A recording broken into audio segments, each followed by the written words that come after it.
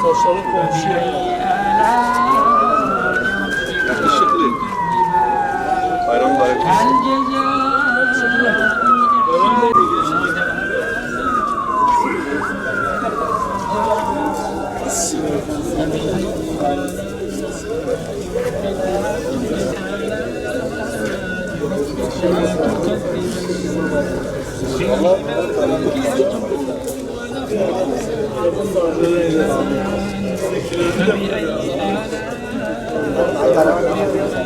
أعوذ بالله من الشيطان الرجيم بسم الله الرحمن الرحيم ياسين والقرآن الحكيم إنك لمن المرسلين على صراط مستقيم تنزيل العزيز الرحيم إذ أرسلنا إليه مثل عليه من المكرمين وما أنزلنا على قومه من بعده من جند ألم يروا كم أهلكنا قبلهم من القرون أنهم إليهم لا يرجعون سبحان الذي خلق الأزواج كلها مما تنبت الأرض ومن أنفسهم ومما لا يعلمون تدرك القمر ولا الليل سابق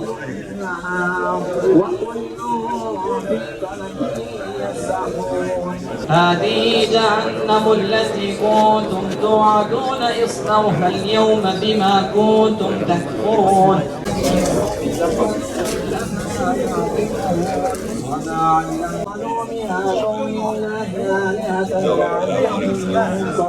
بيده ملكوت كل شيء وإليه ترجعون صدق الله العظيم سبحان ربك رب العزة عما يصفون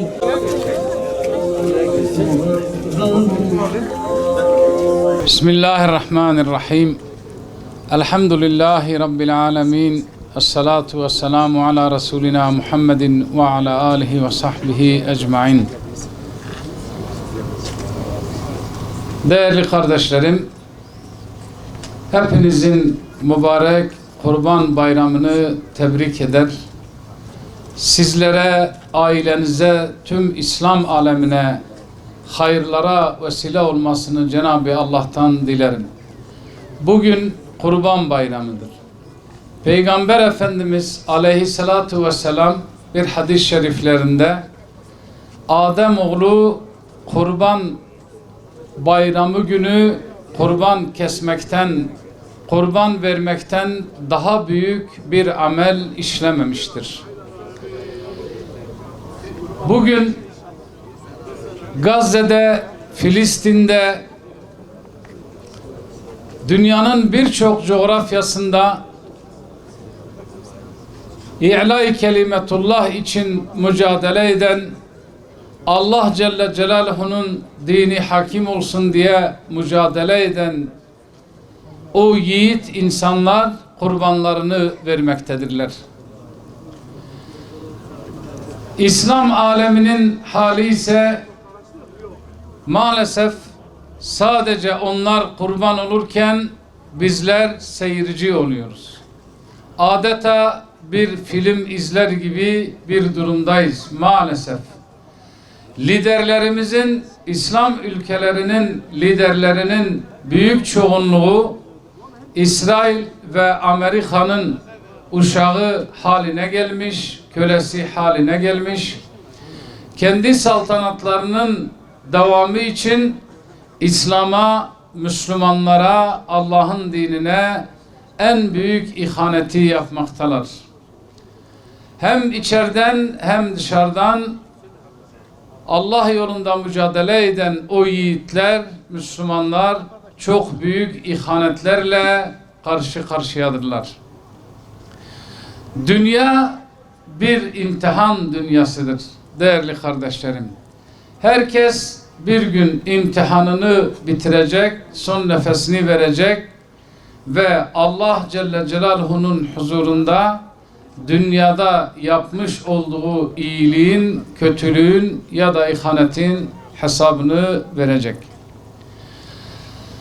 Orada kardeşlerimiz kendi evlatlarını, kendi İsmail'lerini kurban ederken maalesef İslam aleminde onlara ciddi anlamda destek olacak, onlara zulmedenlere karşı bir set olacak, zalimlere haykıracak bir ortam yok.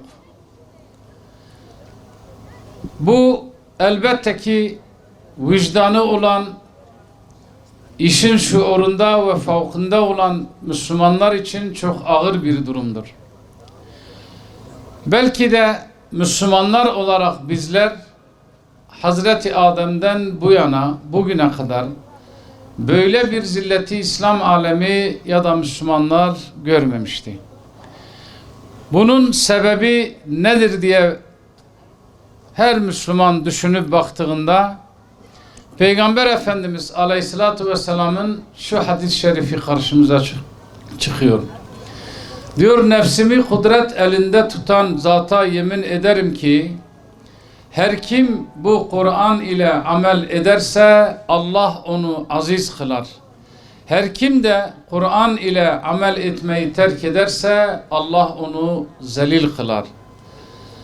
Değerli kardeşlerim, 200 yıldan fazladır İslam alemi olarak bizler maalesef gereğini yapamadık. Allah Celle Celaluhu'na layıkıyla kulluk edemedik. Kur'an'dan ve sünnetten uzaklaştık. Kur'an ve sünneti hayatımızdan çıkardık. Kendimize başka rol modeller bulduk. Başka hayat tarzı bulduk. Bundan dolayı da Allah Celle Celaluhu ki ayeti kerimede başınıza gelen bela ve musibetler ellerinizin kazandığındandır. Gelen iyilikler ve hayırlar ise Allah'tandır. Bugün içinde bulunduğumuz bu durumun sebebi budur. Peki her taraf ihanet içindeyken, liderlerimiz ihanet içindeyken, İslam alemi olarak böyle ciddi bir sessizliğe gömülmüşken, Gazze'de, Filistin'de birçok yerde kardeşlerimiz kurban edilirken umudumuzu mu kaybedelim? Hiçbir şey yapamıyoruz diye yerimizde oturup ağlayalım mı? Elbette ki hayır. Biz umutsuz değiliz. Umutsuz bir dinin müntesibi hiç değiliz. Çünkü Rabbi Zülcelal ayet-i kerimede buyuruyor. Allah'tan ancak kafir topluluklardan başkası ümidini kesmez. Bizler ümit varız. Yeter ki biz vazifemizi yerine getirelim. Yeter ki dünya bizim gayemiz, hedefimiz ve ilmimizin son noktası olmasın. Yeter ki dünya denen şu değirmen bizi kendi çarkları içerisinde öğütüp helak etmesin. İnna Allaha ma'allezîne tekav vellezîne hum muhsinun. Muhakkak ki Allah korkup sakınanlarla ve iyilik edenlerle beraberdir.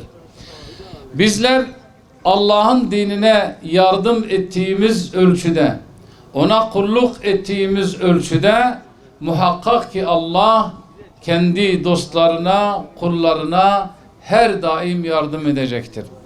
İslami olarak üzerimize nasıl bir vazife düşüyorsa bunu namazlarımızı düzenli olarak cemaatle kılmaktan tutun. Camiye gitmekten, ders halkalarına katılmaktan tutun. Allah için yapılan her hizmette ön saflarda olmakta tutun da aklımıza gelebilecek bütün İslami hizmetlerde bilinçli, şuurlu, düzenli bir şekilde biz Allah'a dönersek, Allah'ın dinine yardım edersek elbette ki Allah Celle Celaluhu bu gidişatı tersine çevirir. Liderlerimizin ihanetine rağmen, arkadan hançerleyen hainlere rağmen Allah Celle Celaluhu mutlak surette dinine yardım edenleri asla yalnız bırakmayacak. Yeter ki bizler hizmet etmemek için bahane üretmeyelim. Yeter ki bizler çalışmalarımızı, İslami çalışmalarımızı aksatmayalım. Bilakis hizmet etmek için bahane üretelim. Bu dine katkı sunmak için bahane üretelim. Bu dinin nevşunema bulması için bahane üretelim. Aksi halde inanın dünya bizi kendi içinde yok edecek.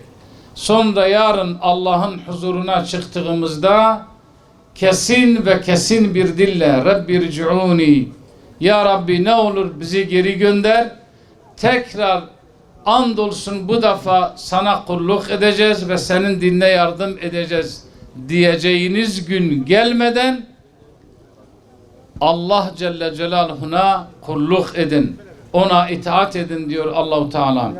Biz bu ayet-i kerimeyi, bir müfessir çok güzel bir tespitte bulunmuştu. Diyordu ki her bir Müslüman bu ayet-i kerimeyi şöyle anlaması lazım. Sanki ölmüş, dünyada yaptıklarından pişman olup nedamet duymuş, Allah'ın huzuruna çıkmış, ya Rabbi beni dünyaya geri gönder, andolsun bu defa senin dinine hizmet edeceğim demiş ve Allah Celle Celaluhu da onu dünyaya geri göndermiş. Bu ayeti diyor böyle anlayalım. Sanki ölmüşüz, Allah'tan böyle bir dilekte bulunmuşuz, Allah da bizi dünyaya geri göndermiş. Hiçbir şey için geç değil. Değerli kardeşlerim, önceliğimiz İslami dava, çalışma ve hizmet olması lazım. Eğer önceliğimiz dünya olursa ya da başka şeyler olursa, ister istemez insan önceliğine değer verir, onun için çalışır. Cenab-ı Allah Celle Celaluhu önceliğimizi İslam olanlardan eylesin. Rabbi Zülcelal tüm kardeşlerimizi affı mağfiret eylesin. Mu'in isminin hürmetine, Hay ve Kayyum isimlerinin hürmetine Gazze'deki, Filistin'deki kardeşlerimize yardım eylesin. Onlara yardımının zırhını kuşandırsın. Bizleri de onlara yardımcı kılsın inşallah. Ve ahiru da'vana enilhamdülillahi rabbil alemin. Allah razı olsun.